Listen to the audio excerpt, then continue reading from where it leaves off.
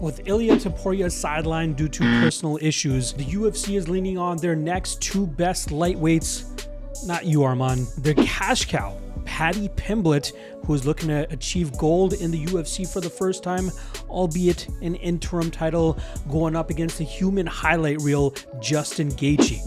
Now, it may not be the main event that we're all looking forward towards, especially with the UFC coming into their Paramount era, but it's the best they can do and probably the highest profile athlete they can get inside the cage this weekend. We were also supposed to have Amanda Nunes taking on Kayla Harrison in probably the biggest women's MMA belt that could take place in the 2020s, but unfortunately a neck injury to Kayla Harrison has pushed that fight back probably to the summer of 2026. Fear not, we also have the almost forgotten Sugar Sean O'Malley making his return, taking on Yadong Song, and we have the knockout leader in UFC history, Derek the Black Beast Lewis, looking to derail the hype and streak of Waldo Cortes-Acosta. For the first time in 2026, it's time to lock in.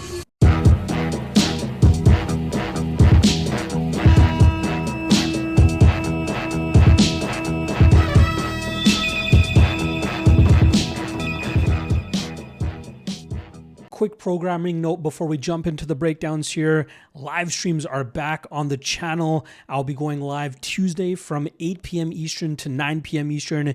You guys will hear my breakdowns obviously on this video, but that live stream will be to discuss all of the picks and takes that I have on this card, and it's my opportunity to connect with you guys once again, all the relevant news in the MMA world, but more than likely focusing more so on this UFC 324 card. So hope to see most of you guys there once again, 8 p.m. to 9 p.m. Eastern on Tuesday of fight week. All right, first fight of the night takes place in the welterweight division, where we got Adam Fugitt coming in at plus 355 going up against Ty Miller, who comes in at minus 425.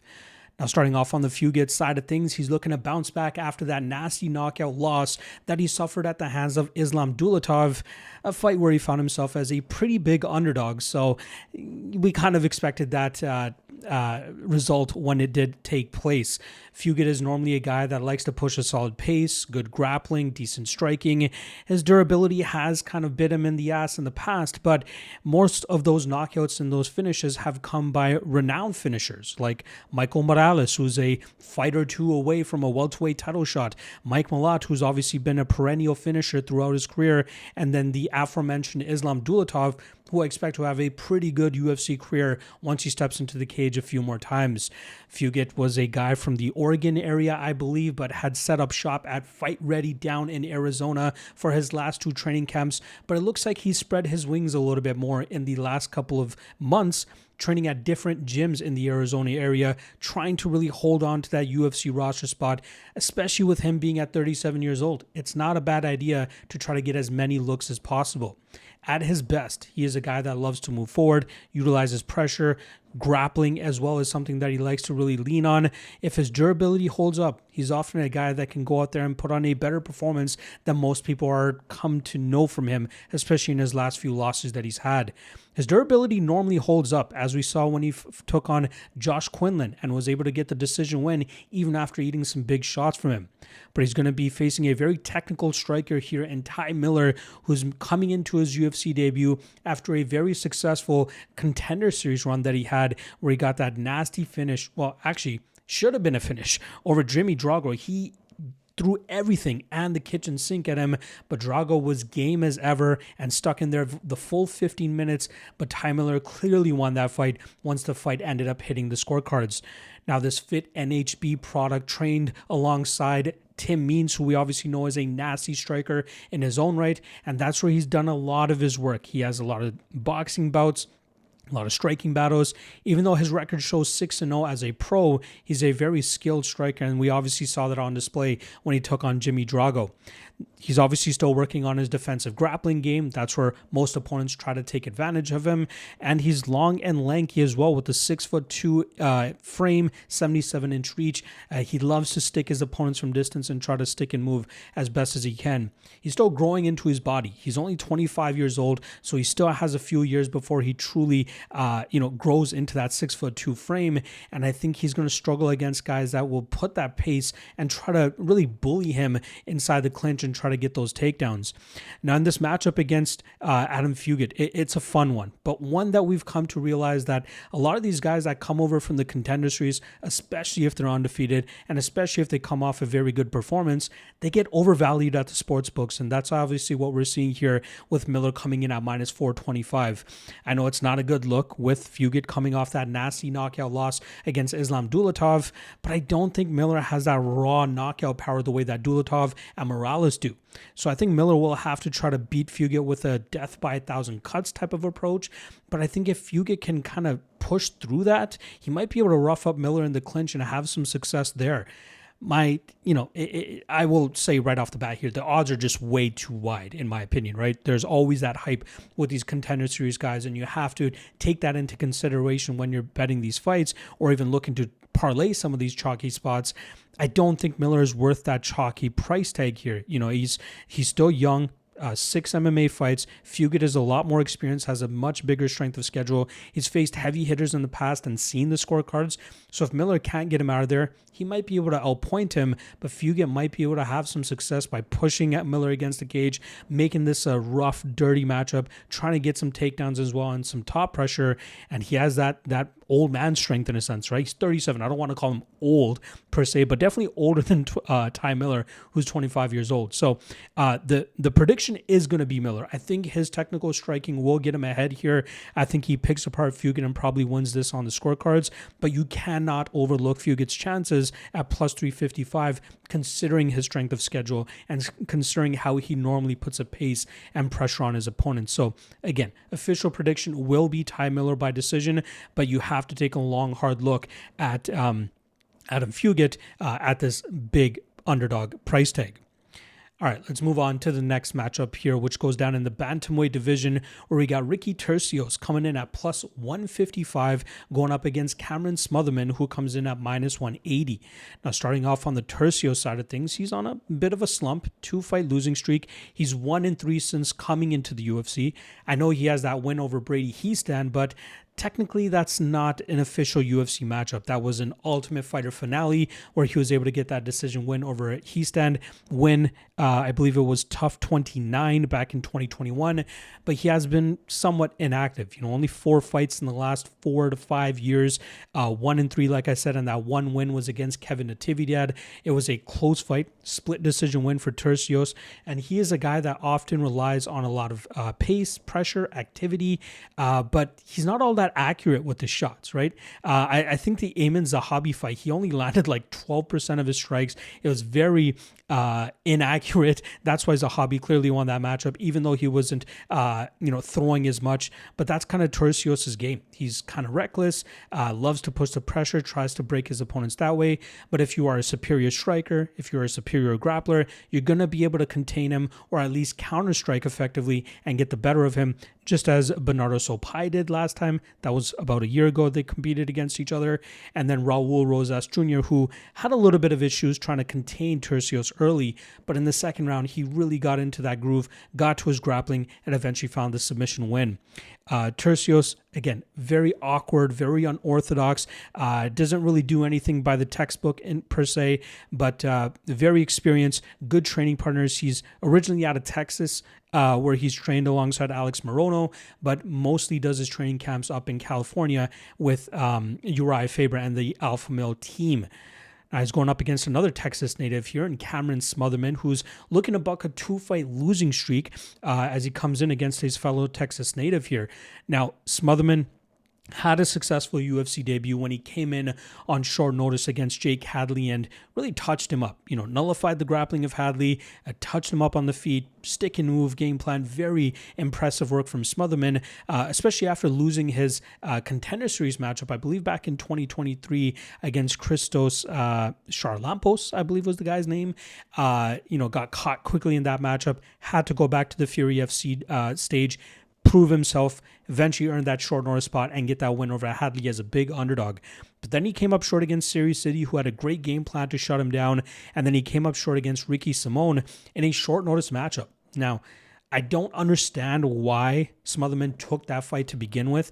That was a short notice fight against a, stylistically speaking, horrible matchup for Cameron Smotherman. You know, a very strong wrestler, a very strong grappler, usually is the kryptonite for Smotherman, and that's exactly what you were getting with Simone. Now, Simone did a great job in the first 2 rounds implementing his clinch game and his grappling to really muzzle Smotherman. Got away from him in the 3rd round a little bit, but it was clearly enough for Simone to win those first 2 rounds.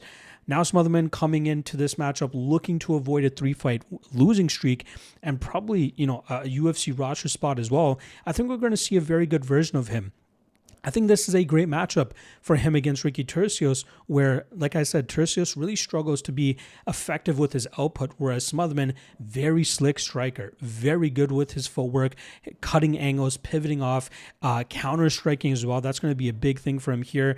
But the other thing that we have to be keen on is if his takedown defense holds up, because I'm sure Turcios is going to be looking to get this into the grappling realm. He's definitely a better BJJ specialist, but I think Smotherman has good enough submission defense to not get submitted by Turcios, and I think we've seen enough improvements from his grappling game that he can keep this fight standing where he can be most effective, just as Amin Zahabi was, just as Bernardo Sopai was, counter-striking the pressure of Turcios, running up the numbers in that aspect, running up the damage on Turcios' face, and then winning this fight on the scorecards. Again, grappling is where I would be a little bit hesitant about Smotherman, but I don't think Turcios is as good of a wrestler, nor is he as strong as Ricky Simone, which is why I think Smotherman can stay away from that and look the minus 180 that he actually comes into this matchup with. So I'm going to go Smotherman and Smotherman by decision.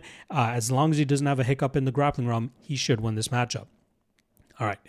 Moving over to the heavyweight division now. We got a fun matchup, one that I'm very much looking forward to here. We got the brash, loudmouth Josh Hokit coming in at minus 215, going up against Denzel Freeman, who comes in at plus 185. Now, Hokit had a successful UFC debut back, I believe in November, where he did a great job in terms of just blitzing Max Jimenez, and that was a fight where the only kind of qualm you could, or flaw in Hokit's game there, was the susceptibility to that leg kick. Jimenez hit him with a few good leg kicks, and you could see it hurting Hokit right away, but Hokit said, fuck it. He went forward, he landed big shots, he saw that he was hurting Jimenez, and then he eventually got him out of there. Now, that's a complete opposite of what he did against Guilherme Uriel on the Contender Series, where he just cooked him. He slowed him down, got his grappling going, dragged him to the mat, numerous mat returns, smothered him, and eventually got that finish in the 2nd round. And that's what a lot of people are expecting him to do against Jimenez. But I think that's where we can start crediting him for his fight IQ. You know, he is a wrestler at heart, but he has the basics of the striking game down. So you can really go both ways depending on who he's going up against. Against Uriel, he knew he was going to go up against a very strong power puncher, a guy who had a BJJ background as well, but was much more dangerous in terms of implementing his power and his explosivity. So Hokit put the wrestling grind on him, got that sizzle off the power, got him to the ground, wore him out, and got him out of there in the 2nd round. Whereas with Jimenez was probably a little bit more dangerous on the ground. So rather than utilizing his wrestling offensively, he utilized it defensively, kept Jimenez in the striking realm, and eventually put that pressure on him and got him out of there pretty quickly. So I like Hokit. You know, say what you want about his attitude and, you know, trying to be Colby Covington 2.0. This guy can fight. This guy is very good, very athletic, getting better every single time out, training with the Jackson Wink guys down there, which, you know, not as famous as a gym as it used to be during John Jones's heyday, but still very high-level coaches, some good training partners as well. I think Hokit is a very solid prospect who loves to fight, who will probably find himself in the top 10 by the ending of the year, maybe even higher than that, depending on how active he stays. But this fight will be a true test to see how ready he is for the next step. Now, with Denzel Freeman, if all you've seen from him is his last fight, which was his UFC debut against Merrick Bulyo, you wouldn't be all that impressed with him. Right, that was a very tepid pace kickboxing bout where neither guy really pulled the trigger, neither guy really went and took risks to try to get a finish. And I think that's kind of been Freeman's issue throughout his career. This guy is very talented. I've been following him for a long time now. I believe it was before his Pinson fight that I really started to pay attention to him. I know he lost that fight by split decision, but the reason he lost that fight is the issue that I have with him. He has a Olympic wrestling background. He has very good Taekwondo, so you see him very light on his feet, especially for how big he is. He kicks very well. He's very fast.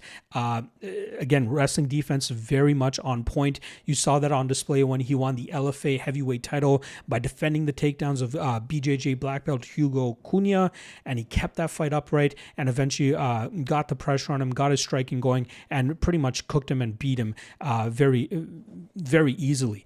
But he just doesn't seem to have that next gear. He doesn't seem to have as much investment in the MMA world as he has in the Olympic wrestling world, which he seems to have most of his attention. He even tried out for the WWE. Didn't really cut it over there, got back to actual wrestling, but now getting this opportunity with the UFC. This is a guy, if you were just basing it on skill, he's top 10 heavyweight right now. We know how, limited the heavyweight division is to begin with. This guy could easily stamp himself into the top 10 if he really applied himself. And I think knowing that he always has that skill set in the back of my mind, this is a guy that's always allowed to go out there and get wins and could even make a title run if he really applied himself. He's very athletic, very good. And this matchup will truly tell us a lot about both of these guys. With Hokit, if he can't get Freeman down, which I don't think he can, he might be able to get the takedown, but I don't think he can hold him down. Will he be able to outstrike him? Because skill-wise, I think Freeman is the better skilled fighter. The better skilled martial artist. I think Josh Hokit is the better fighter. I think he's a guy that will actually go out there, push Freeman, put him into uncomfortable positions. I think Hokit may even have a little bit of a cardio advantage. So if this goes into deeper water, I think he would be the one that's willing to take a little bit more damage just to give more in return. And that's why I end up leaning him ever so slightly here. I think this is a matchup he can go out there and really assert himself, but not with minus 215 confidence. I think Freeman is a no-brainer dog shot here because of the skill advantage he holds, but he's really going to be tested in this matchup. So I'm going to do one of those sitting on the fence things here. I'm picking Hokit to win, but I wouldn't mind a shot on Freeman, especially if he can get closer to plus 200. Because, again, skill-wise, Freeman better, but fighter-wise, Hokit will dig a little bit deeper and make this a little bit more challenging on Freeman. It really depends on if Hokit brings that fight to Freeman, how Freeman reacts to it. If he gets pissed off a little bit about what Hokit's saying in return to him, trying to ignite that fire with Freeman, maybe we see a big knockout from Freeman or something like that. So this is a very fun fight. If you know, essentially. I'm going to go Hokit by TKO. I think he smothers Freeman and eventually gets him out of there in the second or third round. But I think the bet should be on the Freeman side, given the value you're getting on a very skilled fighter. All right, moving over to the lightweight division now. We got Michael Johnson coming in at plus 135, going up against Alexander Hernandez, who comes in at minus 155. Now, starting off on the Johnson side of things, he is on a 3-fight winning streak for the first time in 11 years. It is crazy, the resurgence he's had at 39 years old. I think he's going to be 40 in a couple months here. He's very much dialed in. Even during that run between August 2015 to May 2023, he went 5-11. And he had 3 and 4 fight losing streaks sprinkled in throughout that run. But even in those fights where he lost, he was looking good in some of them, right? There was just some fight IQ issues that he had, playing jiu-jitsu with better jiu-jitsu specialists. I think Thiago Moises was one of those instances, or his durability just not holding up and him getting clipped and put away. So those are things to kind of consider. But in his last couple of fights, he's looked very dialed in and looked very good. Darius Flowers, he should have finished him, but he really wanted to mix it up with his grappling. Couldn't get the submission, but was still doing a good job in terms of wearing Flowers down there. Otman Azaitar finished him in the second round. That was a nasty knockout. And then the Zellhuber fight, great first 2 rounds. The third round, it seemed like he was slowing down a little bit. His movement was starting to become a little bit compromised. But luckily for him, Zellhuber was unable to land anything of significance in that third round to get the finish. Thus, Johnson goes out there, picks up a big upset victory, and sends the youngster down a few notches again. But Johnson, his speed is there. His striking is there. His durability, was there for the last couple fights, but it's one of those spots that could just vanish at any moment. So that's something you always have to take into consideration, especially with him coming closer to 40 years old now, especially in the lightweight division. We know that's really not going to cut it nowadays. But as of right now, last couple fights been looking really good, especially very sharp with his striking game. Now he's going up against Alexander Hernandez, who's similar to Michael Johnson. It's been 10 years since the last time Alexander Hernandez was on a 4-fight winning streak, and now he's looking to notch his 5th this weekend. He started off with a split decision win over Austin Hubbard, had a very dominant showcase over Kurt Holobaugh where he out-grappled him. Then he had that nasty knockout victory over Chase Hooper, and then he followed it up with another nasty knockout victory over Diego Fajeda. That was a fight where he made a very quick turnaround because the fight against Fajeda was in San Antonio, Texas, where he's originally from. It was interesting because if you watch the Diego Fajeda fight, a lot of the commentators were saying that, Diego Fajeda is probably winning this fight. Alexander Hernandez is just in perpetual movement, moving laterally, moving backwards, and Fajeda was the one pushing the pressure. And even the live odds midway through round 2 had Fajeda up at minus 200. But once Hernandez got the knockout, yeah, he won. But when you look at the scorecards, all 3 judges scored that first round for Hernandez. So it looked like he was doing better work in the judges' eyes, even while moving backwards and blitzing forward with a couple big strikes whenever Fajeda wasn't really paying attention or was, kind of just overlooking whatever Hernandez was doing. Hernandez, very athletic, very gifted in terms of his power, his speed, his explosivity. That's obviously on display over his last 2 fights against Hooper and Fajeda. But he's one of those guys that seems to be not the best minute winner, right? Like, unless he can go out there and out-grapple you and keep you on your back, like he did against Kurt Holobaugh, it's kind of hard for him to really win minutes. Like, I know he did well against Fajeda, but I really think Fajeda was starting to slow down. Didn't really have an answer for that perpetual movement that Hernandez was in. If he cut the cage a little bit more and threw some more strikes, maybe he was going to be able to get more successful. And the other question becomes, how successful was Hernandez going to continue to be with that style? Because inevitably he was going to start to slow down, right? That type of style is very hard to keep up with. But, good for both these guys, Hernandez and Johnson, who are kind of afterthoughts now in their career. 3-fight and 4-fight winning streak respectively for these guys. Now, in terms of how they match up, technically speaking, I think Michael Johnson is the better fighter. He could go out there and do what he did in his last matchup against El Huber, stick and move, land the better strikes. He might have a little bit of a speed advantage still, but that power of Hernandez is the ultimate, difference maker. That is what can really keep him in this fight. If he can land that counter against Johnson, and all he needs is one. Right? We know that Johnson might not be able to eat these big shots.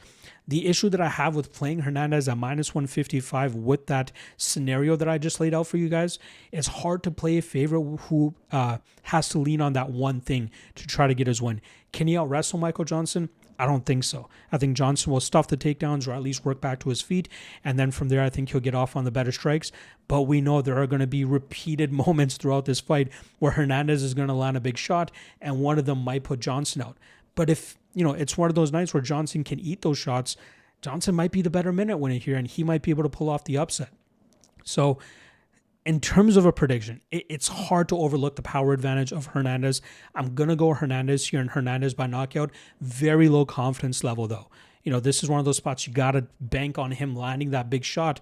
Otherwise, Johnson probably just outstrikes him for 2 or 3 rounds and wins the fight on the scorecards. But in terms of an official prediction, I am going to go Hernandez by knockout. Not banging on anybody taking the plus money on Johnson either, though. All right. Let's move on to the next fight now, which goes down in the flyweight division where we got Alex Perez coming in at plus 175, going up against Charles Johnson, who comes in at minus 205.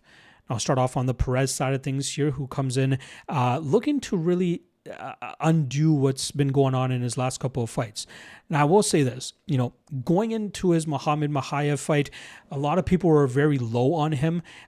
He was a guy that had a lot of potential earlier on in his career, but as his career started to go on, it seemed like he was a lot easier to defeat, right? Alexandre Pantoja literally walked through this guy, threw big strikes, got his back, submitted him. It was pretty easy. So a lot of people were very low on him going into the Mokaev fight, but he put up a very valiant effort. Even though he lost a decision there, that was a fight where his stock raised.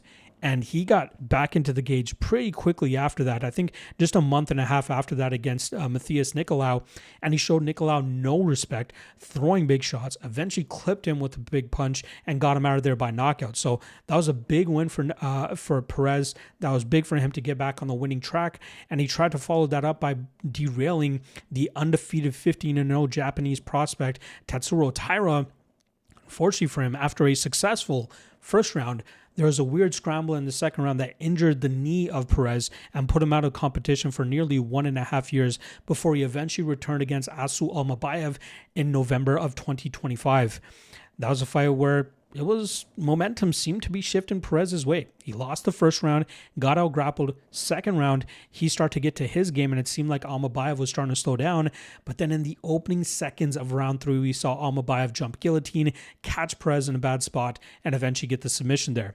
But Perez is a guy that is much better than the last 5 indicates. He was originally known for his high-level wrestling and good top control, but he's developed such a good striking game that he really pressures his opponents, throws big strikes, but the best part about it, I love how consistent he stays with that leg kick. He loves to chew the lead calf of his opponent, and he sprinkles it in at perfect times. Whether he's blitzing forward with a hook combination or looking to land that leg kick behind it, or start with the leg kick and go with the combinations afterwards, he's always throwing different looks at his opponents that keeps his opponents on the defensive. So his durability normally is on point. So he's able to eat some shots even when he's crashing forward. But what he does in those moments is gain the respect of his opponents, and that's where they're often caught looking and just waiting to see what he's doing, and that allows Perez to start scoring more often. And then mixing in takedowns behind that as well. He's still very capable at 33 years old, and especially with the style that he's developed over his last couple of fights, don't look at all that red. This is a guy that's much better than this 1-4 run indicates. And then when you look at those names that he's losing against, Alexandre Pantoja, former champion, Mohamed Mokaev, if it wasn't for his out-of-cage shenanigans, probably a top UFC flyweight right now. Tatsuro Taira, probably fighting Joshua Van next for the title, depending on how quickly Alexandre Pantoja can get back. And then Asu Almabayev, only came up short against Manal Kape, still a high-level flyweight. So those things are definitely something you need to take into consideration. Now, moving over to the Charles Johnson side of things, this guy, there's a reason he's minus 205 in this matchup, and it largely has to do with that nasty knockout victory that he had over Lonnie Kavanaugh, knocking him out in the second round. Now, that was a fight where he started off slow. Kavanaugh was really getting off on the bigger shots and getting the more eye-catching moments. But in the second round, we saw Kavanaugh start to grapple a little bit more. And I think it was because of the pressure that Johnson was putting on him. And I think Kavanaugh was trying to slow things down. But Johnson immensely improved his grappling defense, always worked back to his feet, always reversing positions, getting Kavanaugh to start backing up. And then around that 2 or 3 minute mark in that second round, you clearly saw Kavanaugh starting to huff and puff.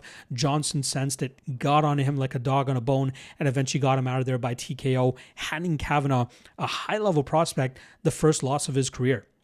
Now, Johnson was a guy back in 2023. He ended that career or ended that year on a 3-fight losing streak, yet he still accepted Azat Maxim to start off 2024 against a 15-0 prospect, and he really put the beating on him and was able to get back into the win column, especially in a fight there was a lot of pressure on him, right? That was a fight where if he lost, he probably would have been cut. But now here he is, beating Azat Maxim, beat Jake Hadley, beat Joshua Van, who is now the champion. Not just beat Joshua Van, but knocked him out in a very close fight. Then he goes out there and has a big win over Sumudarji. His last loss over Ramazan Temirov, close fight. I thought Temirov won, but a little bit of an asterisk beside it, as Temirov was tested positive for steroids or whatever it was. They didn't overturn the fight, so it's still a loss on Johnson's record. But if you put that asterisk into consideration here, he's 5-1 over his last 6 fights, looking very good the entire way, and seems to have really come into his own at 35 years old. Now, he's going up against a very tough Alex Perez. Close fight. Much closer than the odds indicate. I think a lot of this has to do with the 1-4 run that Perez is currently on, and then obviously Johnson having that nasty win over Lonnie Kavanaugh, and not to mention being the opposite. He's 4-1 in his last 5 fights. But this is a very winnable fight for Perez. Johnson sometimes waits a little bit too long. He's a little bit gun shy. Even if he's moving forward and throwing a lot of feints, he doesn't often throw too much. And especially in a matchup like this, Perez could, dictate the pace. He could be the one moving forward, keeping Johnson moving backwards, throwing his big shots, really lighting up that lead calf of Johnson. That could slow Johnson down as well. But even the wrestling, I know Perez has a great gas tank. So even if he fails on these takedown attempts or Johnson's able to spring back to his feet, just like he did against Kavanaugh, I think that's going to cause, that won't cause Perez as much issues as it did to Kavanaugh. Perez has a great gas tank. He will mat return. He will re-wrestle. He'll stick back to his striking and then get back to his grappling. But I think that constant forward pressure and the lack of finishing ability from Johnson. Like, I know he knocked out Joshua Van. That was a perfectly timed shot. Van likes to mix it up in the pocket a little bit more than most fighters, and that left him susceptible to getting caught with that shot. But Perez, I think, will be a little bit harder to catch with a big shot. Johnson's not a big submission specialist, and that's often the kryptonite in Perez's game if you are going to be able to finish him. So I think we'll see Perez dictate the pace, move forward, land big shots, really stay on the gas, and I think that should allow him to go out there and get the decision win here. I love him as an underdog at plus 175. This is a no-brainer shot to take on Perez. Johnson has been streaking. He looks great, but Perez is being overlooked due to this recent run. But when you take into consideration the guys he's coming up short against, this seems like a spot he should be able to, remind people that he's actually pretty good. So I'm going to go Perez and Perez by knockout. All right, moving over to the light heavyweight division now. We got Nikita Krylov coming in at plus 120, going up against Modestas Bukauskas, who comes in at minus 140. Now, Krylov has kind of been struggling as of late too, right? He's on a 2-fight losing streak, knocked out by Bogdan Guskov, knocked out by Dominic Reyes, and that obviously, halted the momentum he had, especially after that knockout over Gustafsson, the decision win over Uzdemir, where he just grappled him into the mat, and then he got that submission win over Ryan Spann. He's a guy that's really, evolved his game throughout his UFC career, which spans years and years, right?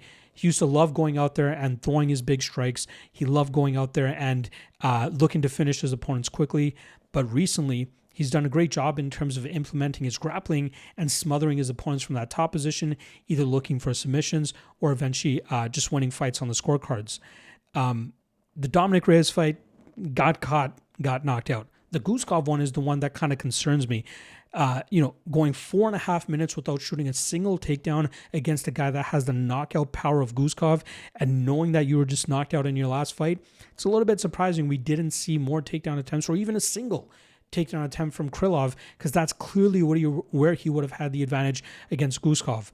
But he tried to stick and move. He tried to stay away from the big power of Guskov and eventually got caught and knocked out. You got to believe, on a 2-fight losing streak, he's going to want to go out there, hammer that takedown, hammer that grappling, try to smother his opponent, and try to get back into the win column. Otherwise, he might be out of a UFC roster spot if he can't get his hand raised. So that's kind of what I'm expecting from him coming into this matchup against Modestas Bukauskas, who's absolutely streaking as of late. He started 1-3 in his first run with the UFC after losing 3 straight fights. He got sent back to Cage Warriors, where he won 2 fights, one of them being for the Cage Warriors title. He got brought back into the fold for a short notice spot against Tyson Pedro, where he pulled off the upset and got the decision victory. He's now 6-1 in his second run with the promotion, with his only loss coming by knockout to heavy-handed Vitor Petrino. But as of right now, he's on a 4-fight winning streak with a submission win over Marcin Prachnio, a quick knockout victory over Rafael Sequeira, a very grindy approach against Iwan Cutelaba, a very close fight, could have gone either way, but Bukauskas gets the dice to roll in his favor, and then he gets that nasty elbow from mount knockout against Paul Craig just a couple months back. I think that was back in July, but nasty work from Bukauskas there to stay away from the grappling of Craig initially, bust him up on the feet, and then when he saw there was about 30 seconds left in the round, he was more than willing to jump to the ground with Craig, who was pulling guard, and then he found those openings to land that big ground and pound, but it was a nasty elbow right at the buzzer that cut the side of Craig's head and clearly put him out, and the referee put a stop to that fight. So great work from Bukauskas, continuously improving his game, and I think a lot of it has to do with his training camp that he's had over his last several fights, which includes heavyweight champion Tom Aspinall, heavyweight KSW champion Phil DeFries, and other big European prospects who are helping him really round out his game and become a better fighter. At his best, I think he's really good in terms of sticking and moving. He has a good striking game, good combinations, good head kick. His defensive grappling has obviously improved tremendously because I think that's where past opponents have tried to get the better of him, but he normally does a great job in terms of just keeping his opponent standing. If he doesn't respect their striking like he didn't against Takeda, he'll walk through them right away and get them out of there. But he is a very well-rounded light heavyweight and has a really good gas tank for a 205er as well. Now here against Krylov, striker versus grappler in a sense, and that's kind of assuming that Krylov's going to come into this fight with a grapple-heavy game plan.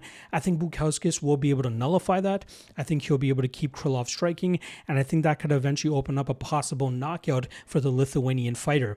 Look for Bukauskas to touch up Krylov on the feet, shuck off a few takedowns, maybe mix it up in the clinch a little bit, but for the most part, I think we'll see Bukauskas touch up Krylov and eventually land that seminal blow to get the knockout victory. So at minus 140, I love this line on Bukauskas.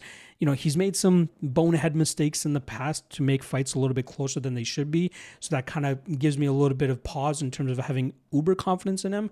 But I still feel like stylistically speaking, how he's been looking as of late, this is a very winnable fight for him. So I'm going to go Bukauskas and Bukauskas by knockout.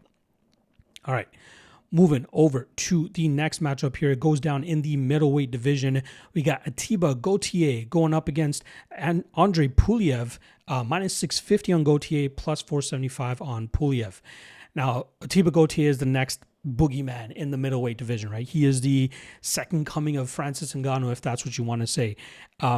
Nasty knockout specialist. His only loss was his second ever fight, which I believe was his first on UK soil before he really got with a good gym.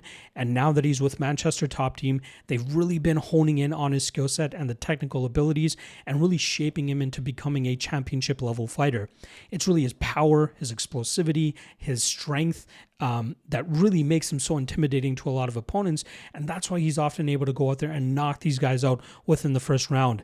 Through his first 3 UFC fights, he's finished all 3 opponents in the first round, with 2 of them coming in less than 2 minutes. He just stalks his opponents, throws big shots, eventually gets them out of there. I think the most we've seen him extended was his Contender Series matchup, where he got pushed into deeper water, but showcased that his athleticism and his skill set really translates later into these fights, and that still makes him dangerous no matter what. From minute 1 to minute 5 to minute 10, he's still capable to go out there and get the finish. What's scariest about his game is that he's only 23 years old. He is a guy that still has a lot of time to grow, a lot of skills to acquire, and really grow into his game. I think where opponents will have the best chance against him, and that's where we saw NATO on the Contender Series have some success, is with the grappling. But I feel like the UFC might be matching him up through his first couple of fights for him to get this good experience to really round out that side of his game, really give him the time to just flesh those things out before he starts taking on much more notable competition. Now, he's not going up against a slouch here, right? That's why we're seeing money come in on Andre Pulyaev. When I originally started this matchup a couple of days ago, I thought we saw Gautier closer to that minus 800, minus 900 range. So now with him down at minus 650, that means there is some actual money coming in on Pulyaev to make Pulyaev a shorter underdog. But he's still a pretty big underdog at plus 475. Now he made earned his first UFC win last time out against Nick Klein after facing major adversity in that first round. Klein is a very aggressive fighter, comes out hot from the gate, and he was able to put Pulyaev into some bad positions, but Pulyaev showed great submission defense, great grappling defense, and it was clear that once Klein's initial burst was unsuccessful, that he started to slow down, and Pulyaev was able to really put his foot on the gas and eventually get him out of there. I think it was in the second round. Prior to that, Pulyaev had no answer for Christian Leroy Duncan, who did anything and everything he wanted to Pulyaev, and that was, kind of a sign of what Pulyev's ceiling is at currently. He's 28 years old, trained by Alexander Shlemenko, former Bellator great, very solid fighter, very fun striker, loves to throw a lot of spinning kicks, and Pulyaev has kind of taken a lot from his master there, and that's where Pulyaev is normally best.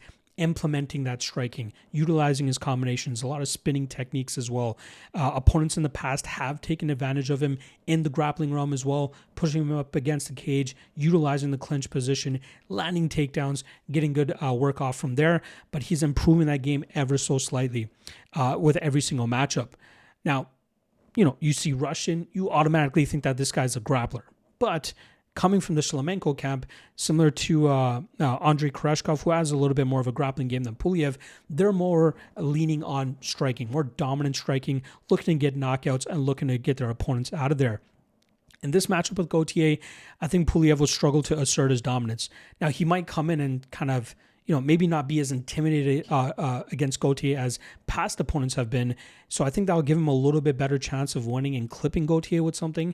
But I wouldn't be surprised to see Pulyaev try to implement some sort of wrestling to try to get that power off of Gautier from the early minutes of the fight. But I think he's going to struggle to do that because that's not his style. He is more of a striker. He is more of a flashy striker, albeit, and I think that's going to be tough for him to implement here against Gautier. I wouldn't take the chalk on Gautier. Obviously, I think he wins this fight. I think he gets the knockout, but I think the under 1.5 would probably be the better way to go here. I think Pulyaev is going to try to initially implement his grappling. Once that fails, I think we'll see him try to counter Gautier here and try to get the knockout, but I think it will ultimately be Gautier who lands that big shot and gets Pulyaev out of there. So I'll go Gautier round 1, but I would lean more so with the under 1.5 than actually taking a side here. But Gautier is getting closer and closer to fighting a guy that's ultimately going to expose him and showcase that he's still a very green prospect that still has a lot of work to do. All right. Moving over to the bantamweight division now, we got Umar Nurmagomedov coming in at minus 1,500, going up against former flyweight champion Deiveson Figueiredo, who comes in at plus 850. Starting off on the Nurmagomedov side, he is coming off of a impressive but efficient performance over Mario Bautista, and that was a fight for him to get back into the win column after coming up short last year against Merab Dvalishvili in a title fight. Now, that was a fight where Nurmagomedov found himself as a pretty big favorite, but Dvalishvili showed some very good championship mettle, and he was able to squeeze out the last 3 rounds to win that fight on the scorecards.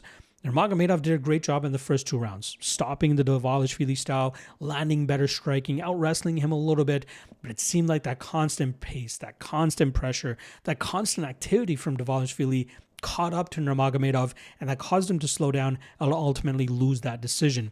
But at 30 years old, 19-1, he's clearly the next best bantamweight in the division. You got Petr Yan out there still, and the best thing for Nurmagomedov is for Petr Yan to have won that fight against Dvalishvili at the ending of the year, and that asserts Nurmagomedov back into the conversation of being a title contender, or at least challenging for the title next. Very well-rounded skill set, right? Coming from Dagestan, coming from the Nurmagomedov crew, we already know his high-level wrestling is always going to be on display, but he is one of the better strikers to come out of that camp as well, which is why it's so fun to watch him. He throws a lot of spinning stuff, a lot of crafty stuff. He sets up traps well. Like that knockout he had over Hani Barcelos was absolutely nasty, but he's very well-rounded. He has been clipped in a few fights, but he shows great awareness in terms of getting back into the game, getting right on a takedown attempt, chaining takedown attempts together, and then eventually getting fights to the ground. We saw it against Beksat Almakan. We saw it last time around against Mario Bautista, where he ate a clean knee, but wrestled right away and got back into the fight. Very tough kid, and I'd be very surprised if he never touches gold. This is a guy that will eventually find himself in a title fight, depending on how the Petr Yan stays busy. Maybe in 2026 we see Nurmagomedov fight for a title again. But first, he needs to get past former flyweight champion Deiveson Figueiredo, who was able to get back into the win column by pulling off a big upset over Montel Jackson last year. Now, going into that matchup, we saw Figueiredo look rejuvenated at 135 pounds. Knowing he's getting up there in age and knowing all the issues he used to have in terms of cutting to 125 pounds, it was just a matter of time before he got to 135 pounds. And that's what we saw. He had dominant performances against Rob Font. Cody Garbrandt submitted him. I think that was UFC 300. Had a good victory over Marlon Vera. But then he ran into Pulyaev, which was just a bad stylistic matchup for him. Then he lost against Corey Sandhagen in a fight where I think he got his leg injured or something like that. It was a very weird position. But it seemed like Sandhagen was in control for the most part. And then the Montel Jackson fight. He relied heavily on his grappling, and that was enough for him to get the win that night by split decision. Now, previously in his career, he used to be a power puncher, walking his opponents down, looking for that head-hunting shot, trying to get them out that way, or jumping on a guillotine and trying to submit his opponents. But in recent fights, to try to conserve his energy, his gas tank has always been a question mark, he leans on his grappling. If he can assert that top position, if he can assert that grappling and just catch his breath on top of his opponent, that's where we often see him really start to grind his opponents out and have major success. But that's going to be hard to do against a guy like Umar Nurmagomedov, right? I knew that Nurmagomedov was going to be a favorite in this. I knew he'd be a big favorite, but even seeing minus 1,500 made me chuckle a little bit. That's a massive favorite. That is a very... just to take into consideration, minus 900 means you're 90% indicated. So, you're getting Umar Nurmagomedov closer to a 95% indicated here in this matchup, and it makes sense. Unless Figueiredo catches with a big shot, he just has a puncher's chance. He's not going to out-wrestle Nurmagomedov. He's not going to outstrike him in terms of being a better minute winner. It's all going to come down to him landing that big shot or catching a guillotine, which we know that Nurmagomedovs are not going to tap from any sort of submission like that. So I'm expecting Nurmagomedov to work Figueiredo to the ground, slowly wear him down. I think he eventually gets that third round finish, so I'll be interested to see what that line is when the props actually drop for this matchup. But I like Nurmagomedov here. I like him to get that late finish. And again, I think we see him end up fighting for a title again, probably by the ending of the year if he stays active and if the champion stays active as well. All right, let's move over to our next matchup now, where we got Arnold Allen coming in this featherweight matchup, coming in at plus 215, going up against Gene Silva, who comes in at minus 255. I'll start off on the Allen side of things now, who has a spectacular 20-3 record. Unfortunately, had his UFC winning streak, which he started off 10-0, had it halted by Max Holloway. Can't really blame him for that. Very tough matchup for him. Then he runs into Movsar Evloev, who was able to outgrapple him, do what he did. And then Allen got back into the win column against Giga Chikadze. But that fight was back at UFC 304. So it's been, 1.5, close to 2 years since we've seen Allen in action. He's been suffering from a nasty shoulder injury, I believe, and rehab to try to get back into shape. But he's looking to build upon that momentum that he had or was able to build off of Giga Chikadze. Now, he's a guy that I've often had issues with in terms of his work rate. He's a little bit too gun shy at times. He waits a little bit too much. But when he does go, he definitely makes it count. He throws with a lot of big power. He's very explosive, has some good power in his shots, good defensive grappling. So guys, unless their moves are Evloev, they're not really able to out-grapple him.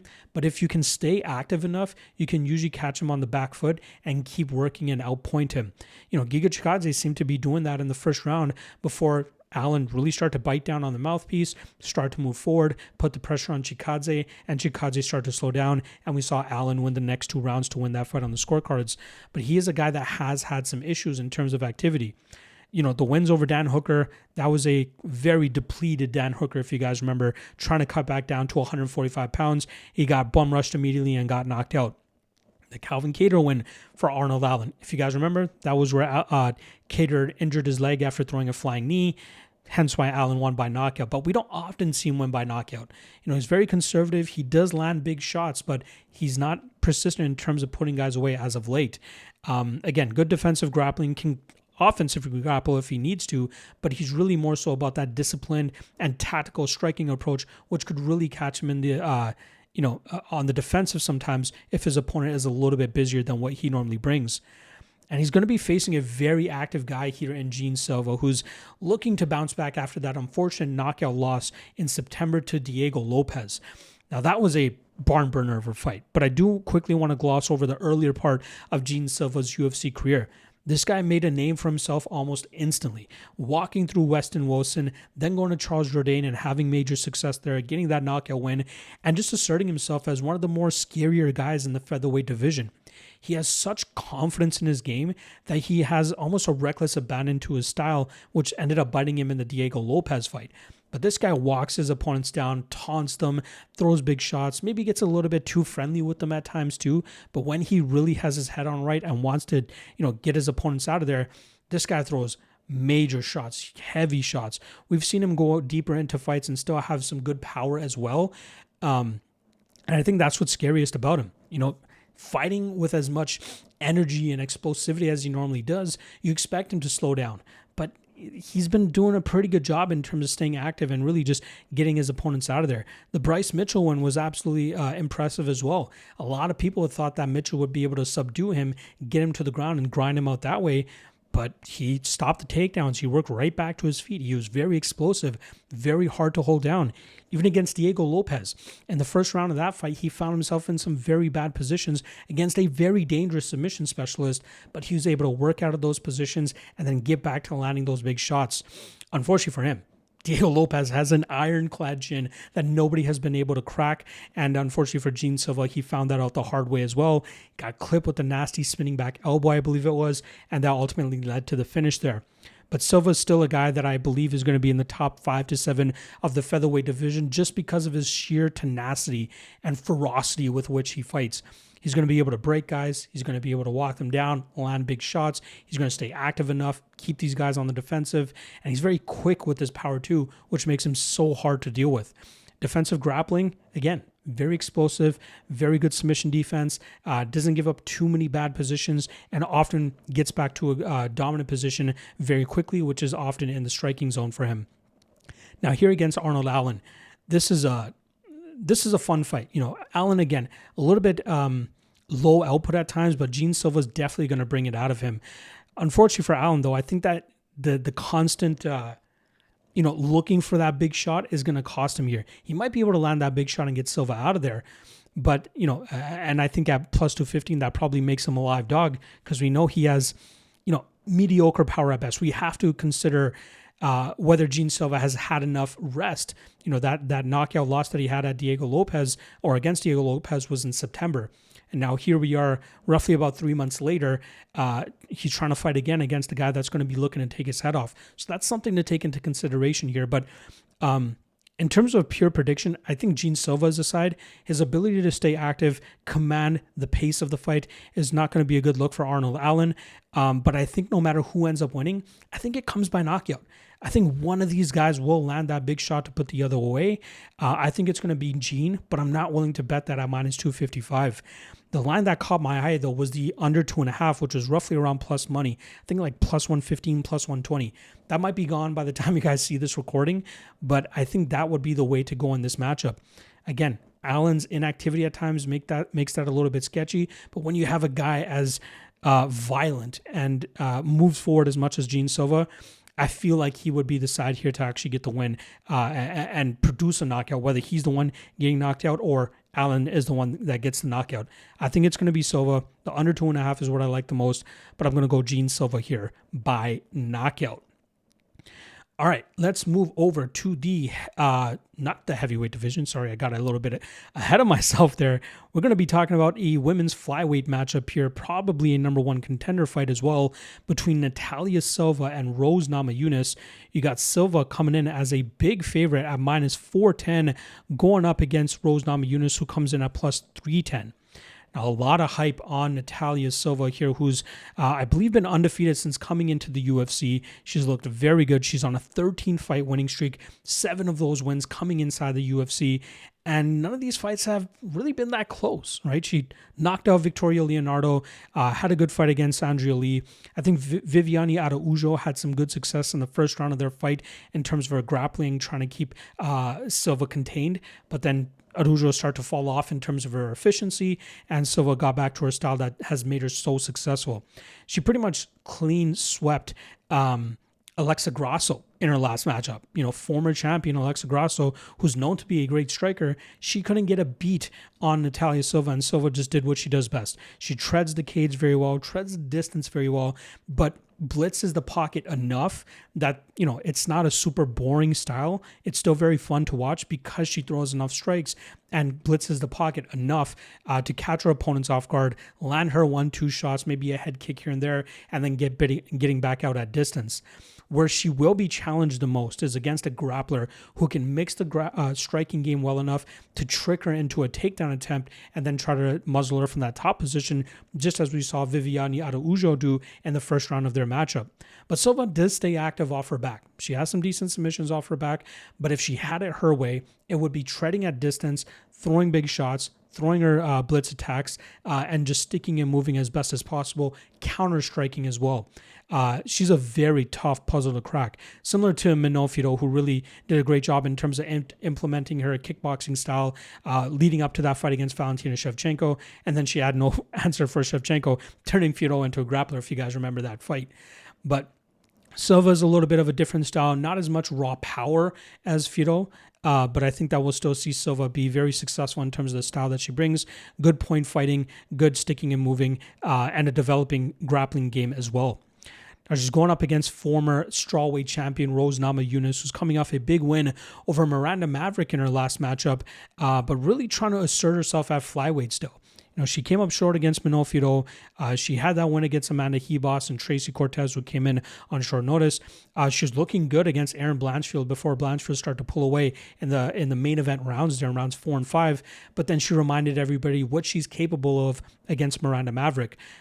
She's still a very sound striker, good counter striker, good movement there. But she's really developing that grappling game now where she can really just assert her dominance from that top position. She does stay active enough from that top position that referees are not forced to stand up her fights. She stays active enough with her pitter-patter shots from top position, passes guard very well, but usually does a good job in terms of keeping opponents down. The amount of championship level experience she's had earlier on in her career, it's crazy to think she's only 33, but she was winning championships 10 years ago, or whatever it was 8 to 10 years ago, fighting Joanna Jędrzejczyk, fighting Wali Zhang and all those fighters. She's had some very good success in the past. You kind of think that she might be tapering off a little bit here, but there are still some styles that she can go out there and really muzzle. The Hebos style, the Cortez style, the Maverick style. She was having good success against Blanchfield as well. So to see her here as a plus 310 dog against Natalia Silva is a little bit shocking to me. I know a lot of people love to ride the hype and this long winning streak of a fighter, try to fade Rose, say that she's fallen off, but she's showing in recent fights that she can still be very competitive. Now, this is a similar fight to Namajunas against Fito, but I'm thinking the experience that Namajunas has accrued over the last couple of fights could kind of help her fight a mobile striking style like Silva brings to the table. Whether it's mixing in her takedowns. We saw the type of success Viviane Araújo had when she was able to get the takedown against Silva, but we know Namajunas has a better gas tank than Araújo as well, and she's a better striker. So she might be able to counter that mobile striking style of Silva a lot better and make this a much closer fight. So, minus 410 Silva is whack. That is way too far out of whack.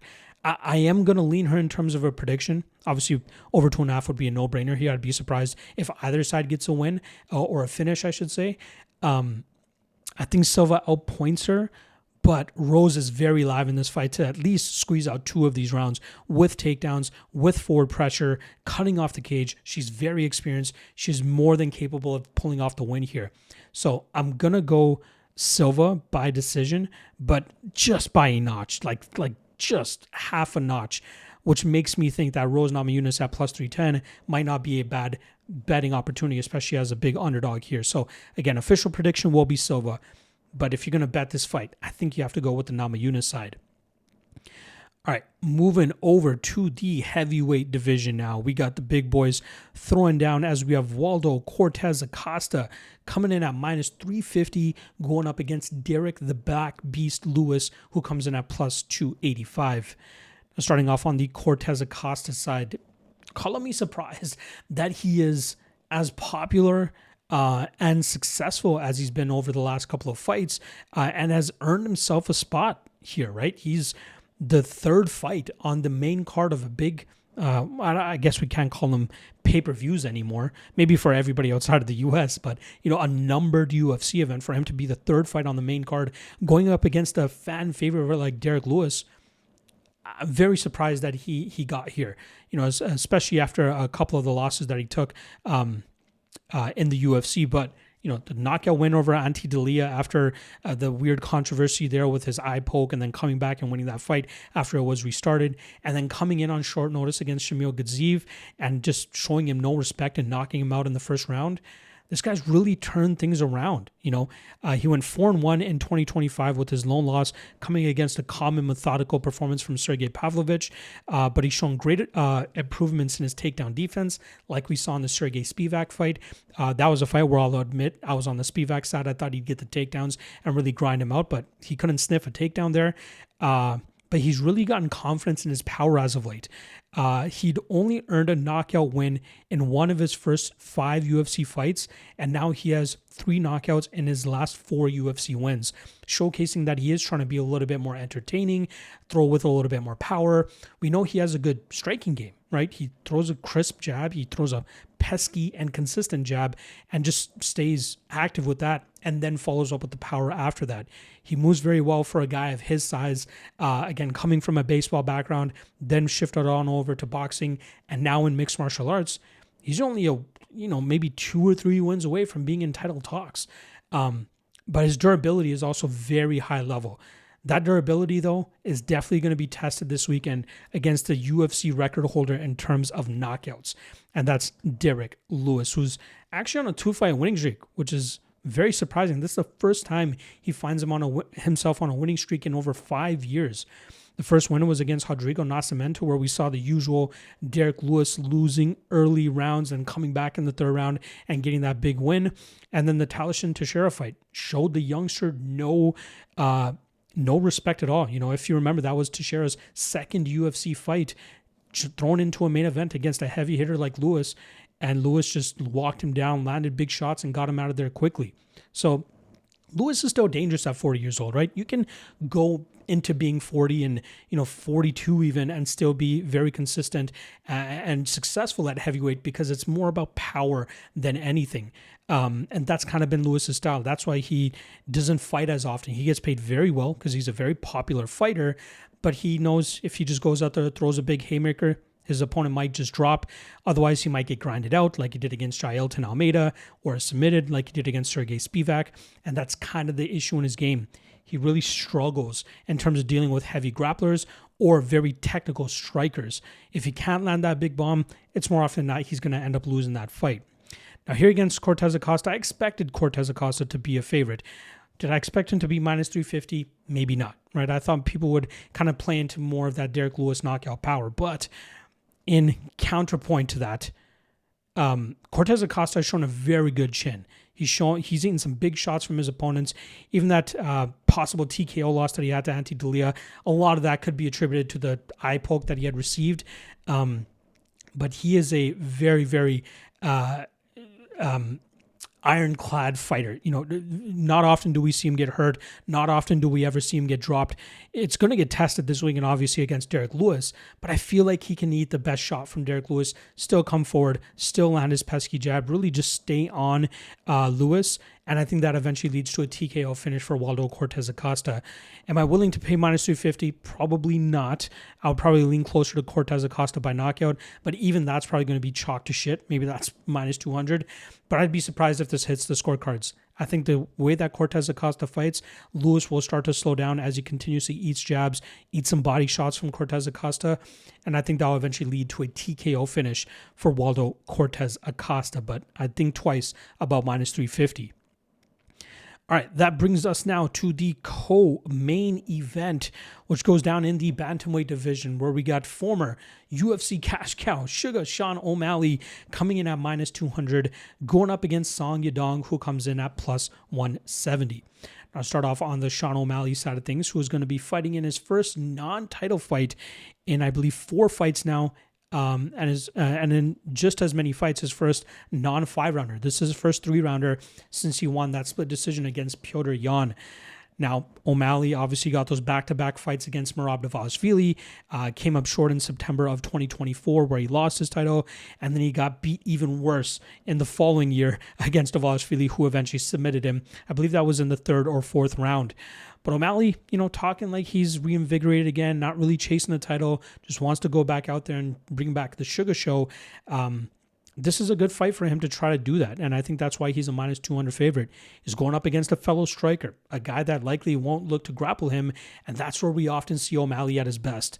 When he is in his zone, he provides some crazy striking wizardry with his setups, his head kicks, his straight down the pipe is absolutely nasty. I always have that Eddie Wineland knockout playing in the back of my head because of how nasty it was and how well he set it up. He's very good at feinting, very good with his footwork, very good at setting up traps and springing them on his opponents. And I think even at 31 years old, he's still very capable of getting big, high-level wins. I just think that Merab Dvalishvili had his number. O'Malley, for as much as we wanted to say that he was a UFC plant in the sense that the UFC was always giving him favorable matchups, I'll still kind of give the UFC flack for allowing Marlon Vera to fight for a title when we had so many other willing and more legitimate contenders out there. But that's Sean O'Malley at his best, fighting a fellow striker who's willing to let him fight at his distance and his pace, because he's still very dangerous from distance and he has nasty knockout power when he can spring those traps on his opponents. His defensive grappling is improving, and I think it takes a guy like Dvalishvili to really bring the flaw out of him. But in terms of just fighting a traditional wrestler, I think we'll see him shuck off those takedowns, keep fights in the striking realm, and then eventually showcase his best work. Now, he's going up against Song Yadong, who's clearly in the big fights era of his career, right?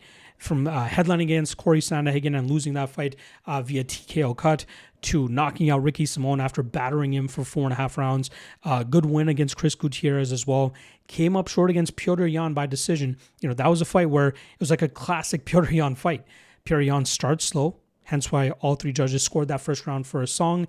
And then the next 2 rounds, we saw Yan get his timing down, his spacing down, his distance down. And then from there, he was able to pick up the steam and get that decision win over Song Yadong. Then we had the Henry Cejudo fight, which was kind of weird, right? That was a closer fight than a lot of people expected it to be.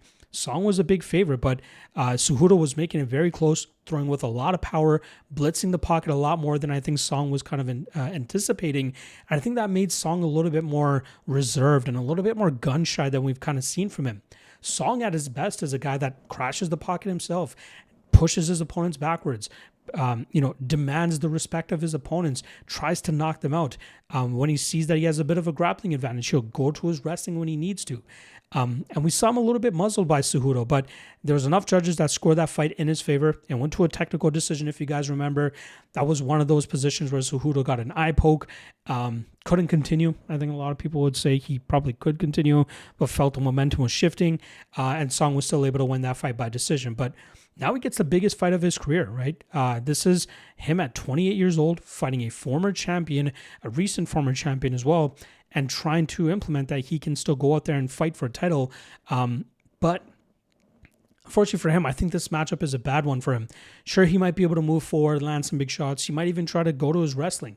But I think O'Malley will be more than prepared to stifle the wrestling and keep this fight in the striking realm, where I think he's going to be able to walk Yadong onto a big shot here.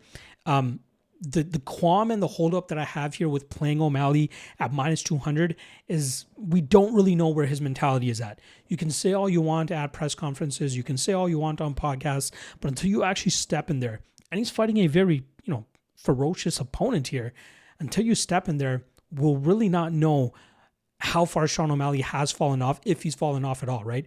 Losing to Merab is not a bad thing at all. But this is a much better style for him to face and a much better style for us to see the old Sugar Show again. I think he eventually lines up a knockout here and gets Song Yadong out of there, but I wouldn't play it at minus 200. We're not giving Yadong enough respect. With that said, I don't see enough value on the Yadong side to really be like, all right, I would love to take the underdog value shot here. I don't see it personally. I think this is a good enough matchup for O'Malley to showcase why he was so special to begin with.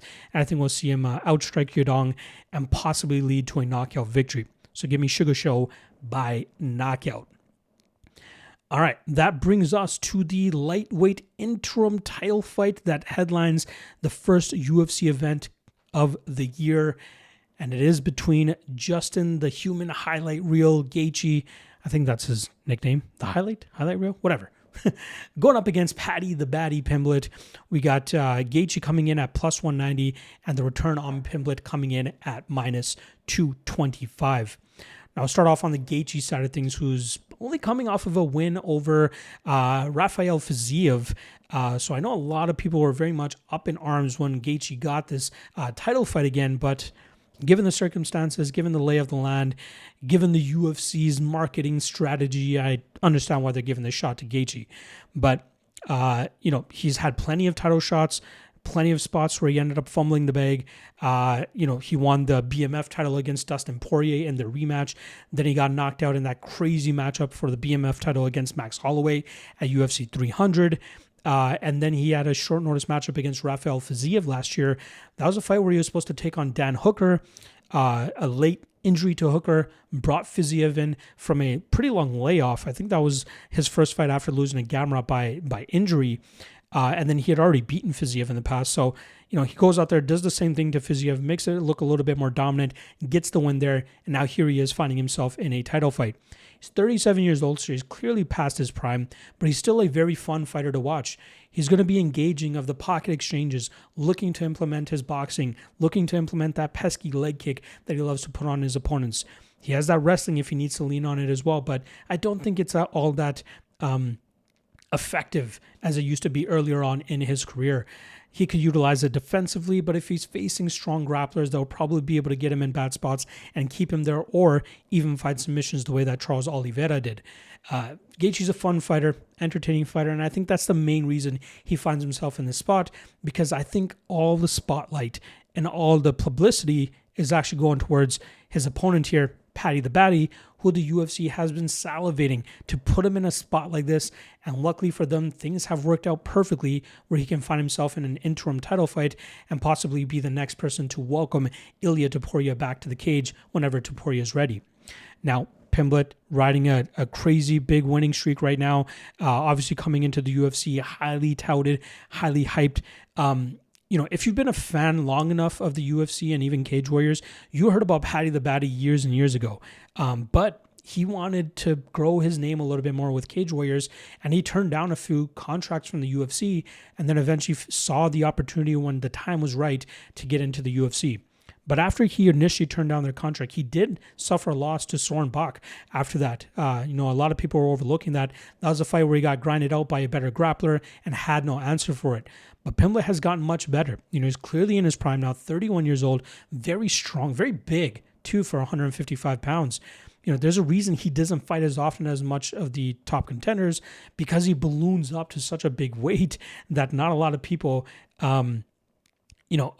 he's not willing to take short notice fights to begin with, but he brings that size advantage into these fights because he's gotten that weight cut down to a science where he can, be his healthiest, even though when he's cutting as much weight as he is, but he puts the weight back on. And that's why you often see him go out there and just be so physically imposing against his opponents. The way that he, ragdolled Michael Chandler and then eventually got that TKO finish. Even the King Green fight, that was one that had me scratching my head, where Green ended up shooting for the takedown, but I think it was like the pesky kicks from Pimblett. Like, he was landing a lot of unorthodox kicks that seemed to really frustrate Green, and I think Green's only solution was to try to take Pimblett to the ground, and that put him right into a submission, which is the bread and butter of Pimblett's game. You watch Pimblett's striking style, it's all unorthodox kicks from distance. He doesn't often throw his hands, but when he does, it's a little bit sloppy. It's a little bit off balance, but it's all to eventually set up a takedown or getting the fight into the grappling game and imposing as well with his strength, which is very hard for a lot of fighters at 155 pounds to keep up with. And that's where he gets those dominant positions and gets the better of his opponents.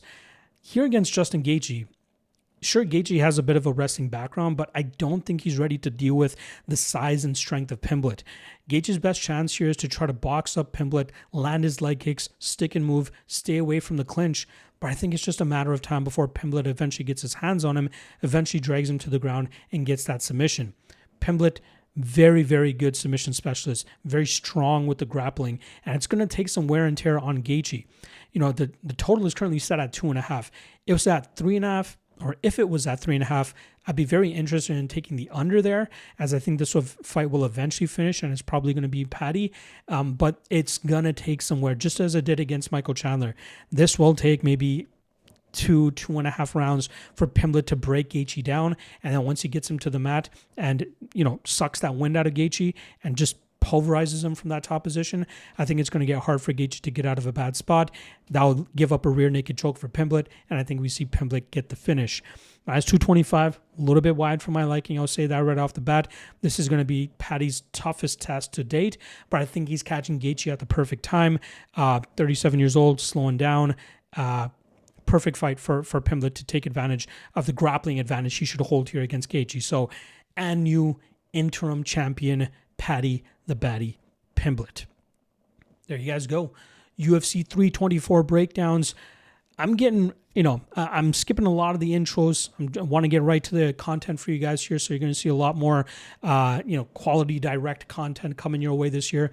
Got a brand new background as well, going with the Batman theme that I have with my Secret Labs chair that I've had for the last 5 years. So I'm very much liking how everything's coming out. Still fiddling with a few things, but for the most part, I like how everything's looking. Have some new graphics, as you guys have been seeing. Live streaming has returned. So Tuesdays, 8 p.m. Eastern to 9 p.m. Eastern, we'll be going live talking about the breakdowns, any relevant news. And then Saturdays on fight days, 1 p.m. to 2 p.m. Eastern, we'll be doing the fight day live chat once again. So very much looking forward to getting back into the live streaming swing of things. What else? Again, new content dropping throughout the week. Thursdays, there will be the best bet segment where you'll see when it comes out, but it's a lot more quality direct content that I believe you guys will very much enjoy. So yeah, I look forward to seeing you guys throughout the week. Again, if you're watching this before Tuesday, 8 p.m. Eastern, I'll be going live at that point to talk about the fights and the breakdowns. Can't wait to talk it up with you guys, chop it up, yeah, let's get back into the swing of things. UFC is back, baby. I'm very happy to get back into the swing and the groove of things here. All right, I'll catch you guys again tomorrow. Hit that like and subscribe if you haven't already, and I'll catch you guys then. Peace.